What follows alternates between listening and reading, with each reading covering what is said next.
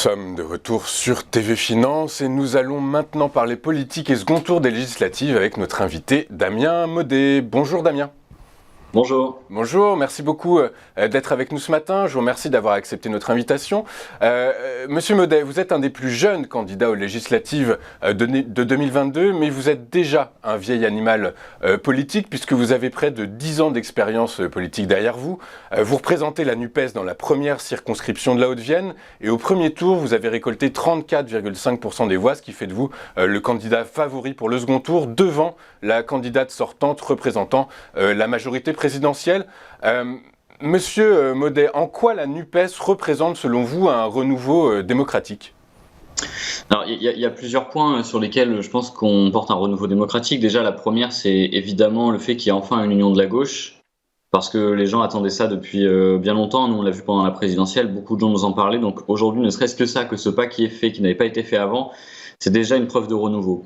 L'autre point aussi, c'est qu'on a investi tout un tas de candidats qui ne ressemblent pas à ceux qui étaient dans la majorité présidentielle sur les 5 dernières années. Par exemple, à savoir qu'un député En Marche, avant qu'il entre à l'Assemblée en 2017, c'était en moyenne, ils touchaient tous quasiment 6 000 € en moyenne. Nous, aujourd'hui, on est bien en dessous, et donc c'est aussi un renouveau par des gens normaux, des gens qui n'ont pas forcément des styles, je veux dire, de DRH, hein, sans être trop péjoratif pour nous, s'il y a des DRH qui nous écoutent. Oui, attention quand même. Mais je veux dire, voilà, en tout cas, l'idée, c'est que c'est ça, c'est d'avoir des gens qui sont normaux, qui ressemblent aux gens de tous les jours et surtout qui vont réussir à les représenter, quoi. D'accord, donc en fait des candidats qui sont plus proches du terrain, qui représentent plus finalement le terrain en fait, en réalité, Oui, en quelque sorte. sur la forme, mais également sur le fond, parce que les revendications qu'on porte, à savoir la retraite à 60 ans, augmenter les salaires, augmenter les pensions, les allocations ou bloquer les prix, à chaque enquête d'opinion, quand même, c'est des revendications qui sont très populaires. Donc que ce soit sur la forme comme sur le fond, je pense que là-dessus, c'est du renouveau, d'avoir enfin des politiques qui portent les aspirations du plus grand nombre. Alors, on sait que les négociations étaient âpres et longues, là, avec l'ensemble des mouvements et des mouvances politiques qui composent la NUPES. Comment comptez-vous pérenniser cette alliance avec les autres partis de gauche ? En fait, c'est vrai qu'il y a eu des négociations longues et âpres, mais enfin, cela dit, ça s'est fait assez rapidement quand même. Mais sur la pérennisation de l'alliance, moi je pense que de toute façon, là c'est aussi un défi. De savoir si on arrive à... Et je pense que pour l'instant, on n'a pas en partie répondu. Hein, on est qualifié dans 400 circonscriptions contre 130, il me semble, pour toute la gauche en 2017. Donc déjà, le défi est relevé. Mais c'est aussi comment on va porter une opposition, si on est dans l'opposition, et un programme de majorité, si on l'est. Et ça va être le premier pas pour pérenniser l'alliance. C'est savoir comment... être à la hauteur de ce qu'on a dit, de notre programme, etc. Et à mon avis, ça c'est le premier pas pour pérenniser l'alliance. Et je pense que si on arrive bien à porter toutes les revendications des Français, ce dont je ne doute pas, à mon sens, c'est quand même un sacré pas, y compris pour l'union de la gauche. Ça voudra dire qu'en fait, ça veut dire que ça marche, quoi. Ça veut dire que ça marche et que pour les gens, c'est utile. Et pour les gens, c'est utile.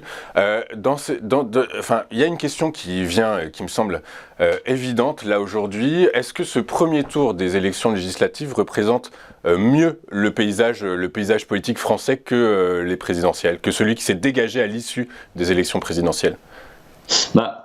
Franchement, après, pour ce qui est de nous et de nos idées, je pense que oui. Je pense quand même que, à mon sens, il représente mieux quand on voit, moi c'est ce que je vous disais tout à l'heure, quand on regarde dans les sondages d'opinion, toutes nos idées de gauche sont populaires. Et donc, le fait qu'on soit qualifié dans 400 circonscriptions, souvent en tête, pour moi, ça représente davantage les gens. Qu'en 2017, on avait eu parce que le morcellement de la gauche à la législative, on avait eu des second tours qui étaient, à mon avis, pas du tout à la hauteur de ce que voulaient les gens. Et d'ailleurs, on va le vérifier. Et je pense que pour le vérifier, ça va être le taux d'abstention, voir s'il diminue entre le premier et ce second tour des législatives. Ouais. S'il diminue, ça voudra dire qu'il y aura plus d'appétence pour cette élection-là pour les Français. Pour les Français, alors c'est sûr qu'on imaginait à l'issue des présidentielles que l'échiquier politique avait basculé à droite. En réalité, on est en train de se rendre compte que potentiellement, en fait, non, il bascule à gauche en réalité. Moi, j'en ai toujours été convaincu de ça. J'en ai toujours été convaincu. C'est-à-dire que pour moi, il y avait toujours. Pour moi, la France, c'est pas un pays de droite. On nous le dit souvent, mais moi, je pense pas. Voilà, à nouveau, je vais pas vous ressortir tout le temps mes sondages d'opinion, mais c'est vrai qu'à chaque fois on se rend compte que c'est populaire. Et non, mais oui, moi je pense qu'il bascule à gauche et que c'est dans l'ordre des choses. Aujourd'hui, ce que porte Emmanuel Macron est un projet impopulaire. La mondialisation, le fait que, enfin, la mondialisation effrénée, le fait de la concurrence tout le temps, toujours plus, qu'il y en ait certains qui se gavent et d'autres qui s'appauvrissent, ça c'est devenu impopulaire. C'est-à-dire qu'il y a eu, et à un moment donné, les gens n'en veulent plus. C'est ce que Gramsci appelle le détachement de l'idéologie dominante. C'est-à-dire c'est quand un pouvoir n'est plus du tout en phase avec les intérêts de ce citoyen et donc finit par gouverner tout seul, sans sa base. Et aujourd'hui c'est ce qui se passe. Et quand il y a cette élection législative et que je vois que la gauche est aussi forte, à mon sens, on est en train de resserrer le lien entre les gens et le pouvoir. Et est-ce que dans ces cas-là, ça vous amène à avoir des regrets pour l'élection présidentielle? Est-ce que vous pensez que est-ce que la NUPES aurait dû se créer pour les élections présidentielles, en fait? Est-ce que Moi là-dessus, justement, c'est ce que je dis souvent à mes camarades. Je pense que on peut toujours regretter. On pourra toujours se dire, mais si il n'y avait pas eu ce candidat, ou si un tel, il y avait eu Alliance, peut-être qu'on aurait gagné. Moi, je pense surtout que là, il faut regarder les choses telles qu'elles sont aujourd'hui. Peut-être qu'il nous a fallu effectivement cette présidentielle, d'échouer à peu de choses tous ensemble, collectivement, et de se dire, bon, ben maintenant, on n'a plus le droit à l'erreur et il faut qu'on soit à la hauteur de ce que veulent les Français. Donc, je sais pas si je regrette. Parce que, à mon avis, là, on a franchement un bel avenir devant nous et il faut qu'on regarde ça plutôt que de regarder derrière nous. Ok, très clair. On va revenir à un point de vue un peu plus local maintenant. Quelles sont les perspectives écologiques pour la Haute-Vienne, Damien? En fait, il y a plusieurs sujets. Alors, c'est vrai qu'on pourrait revenir sur un point de vue local et moi, je vais le ramener au national parce que c'est vrai que la Haute-Vienne est touchée finalement par des problématiques qui sont aussi très nationales. À savoir, par exemple, les sécheresses. On était en vigilance sécheresse il y a assez peu de temps. Alors que ça n'a pas toujours été le cas quand même pour le Limousin. Et aussi les questions de la chaleur. Là, aujourd'hui, je ne sais pas combien il fait, mais il va faire encore 35 degrés. Enfin, on est en pleine période de canicule. Et ça, à mon sens, ça touche la Haute-Vienne, mais ça touche aussi tout le pays. C'est comment on s'adapte à ça. Parce qu'aujourd'hui, le changement climatique, il est engagé. Il est engagé. Maintenant, c'est comment on s'y adapte. Et nous, même, je pense que par exemple pour la Haute-Vienne, mais ça, c'est, enfin, à mon avis, il faut que ce soit tranché aussi sur toute la France, sur comment on fait pour adapter, par exemple, le travail à la chaleur. Il y avait une étude de National Geographic qui disait qu'il y avait 80 millions de personnes qui allaient perdre leur emploi à cause de la chaleur et du fait qu'on pourra plus travailler en extérieur à partir d'une certaine date, etc. Donc maintenant, il va falloir qu'on s'adapte à ça. Et là, le sentiment qu'on a quand on voit Emmanuel Macron, c'est qu'il y a personne qui s'adapte. En fait, c'est une semaine avant, on se dit il fait chaud la semaine prochaine, comment on fait? Non. Maintenant, on sait, on connaît les conséquences de ce changement. Donc, d'une part, il faut le ralentir. Et ça, je pense qu'il y a les très riches de ce pays qui devraient commencer à ralentir quand on sait qu'un avion sur 10 qui décolle en France, c'est un jet privé et qu'il y a toutes les études d'Oxfam qui prouvent que ce sont les plus riches du monde qui polluent beaucoup plus que les 50% les plus pauvres. Mais aussi, il y a comment on s'adapte à ça. Et ça commence, à mon avis, largement par commencer à penser, il y a des épisodes de chaleur, il y a des épisodes de sécheresse. Comment on fait maintenant pour s'adapter à tout ça? Comment on fait pour, vivre tous dans ce monde-là? Et si on ne le pense pas, ça va toujours être du bricolage, bout par bout. Enfin, le fait qu'on nous parle de la canicule il y a cette semaine-là en disant c'est dramatique, oui c'est dramatique, mais tout le monde le savait qu'il allait y avoir une canicule forte et c'est ce qu'il va y avoir de plus en plus dans les années à venir. Donc maintenant la question c'est comment on se pose et qu'on dit comment on adapte le travail et la vie en société par rapport au changement climatique. Ok, très clair, ouais, on vous comprend bien. Il nous reste peu de temps, Damien. Une dernière question. Si Emmanuel Macron n'a pas de majorité absolue à l'issue du deuxième tour des législatives, est-ce que selon vous, il doit changer de Premier ministre? Moi, je pense que oui. Enfin, par ailleurs, si ça tenait qu'à moi, il devrait changer de Premier ministre tout court, parce que c'est pas en phase avec ce que veulent les gens. Enfin, non, mais je veux dire, quand Emmanuel Macron nous a promis une première ministre sortie de je ne sais pas où, qu'il allait chercher partout, et que finalement, il nous met Elisabeth Borne, qui était là avec lui depuis les 5 ans, qui a détruit le statut des cheminots, qui a été ministre du Travail, de l'écologie, et quand on voit, là on parlait d'écologie, quand on voit le résultat, c'est quand même pas terrible. Donc, s'il y a la méritocratie, j'ai l'impression qu'il y a aussi la médiocratie.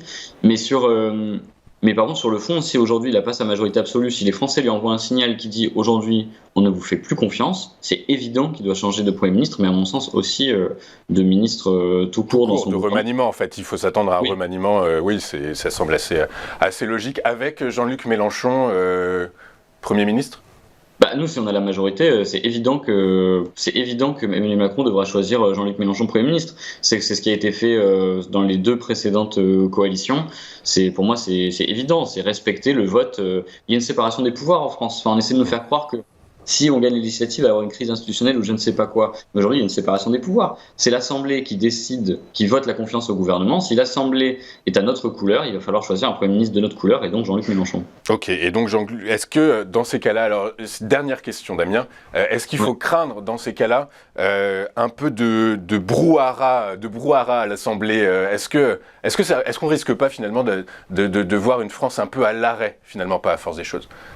Non, mais le brouhaha, on l'a déjà en fait. Enfin, je veux dire, on a eu les gilets jaunes, on a eu la réforme des retraites, on a eu une gestion du Covid complètement antidémocratique et très autoritaire. Donc aujourd'hui, le brouhaha, on l'a déjà. Maintenant, la question c'est est-ce que pour les gens et pour leur vie de tous les jours, moi, je veux dire, comment on fait pour changer les choses? Donc la question du brouhaha à l'Assemblée, très honnêtement, moi, je veux dire, ça m'intéresse. Assez peu que les députés ils aient assiégé plus longtemps pour régler ce problème de comment on fait pour mettre un Premier ministre. Moi, la question, c'est comment on change la vie des gens. Et donc là le chantage au brouhaha, franchement, moi, si on me dit il y a du brouhaha, mais qu'il y a le SMIC à 1500 €, très franchement, je le prends, le brouhaha. Quoi. Ouais, d'accord. Et puis de toute façon, le brouhaha, c'est signe de débat, signe de discussion, et donc finalement, par Ah, rapport mais des choses, c'est ça aussi, on a été mal habitué avec Macron, en fait. Il nous a fait croire que la démocratie, c'était le consensus sur tous les ordres du président de la République. Non, la démocratie, déjà, c'est le dissensus. C'est le débat, c'est les discussions, c'est les échanges d'idées. Aujourd'hui, il est temps d'y revenir. Ok, eh ben écoutez, en tout cas pour votre part, il semblerait que vous soyez en ballottage favorable. Donc Damien, je vous souhaite ce qu'il y a de meilleur en tout cas. Je rappelle, Damien Maudet, que vous êtes candidat LFI pour la NUPES dans la première circonscription de la Haute-Vienne et que vous êtes donc en ballottage favorable face à la candidate sortante d'Ensemble. Voilà, c'est l'heure de marquer une dernière pause et on se retrouve tout de suite après pour notre point bourse. À tout de suite sur Téléfinance.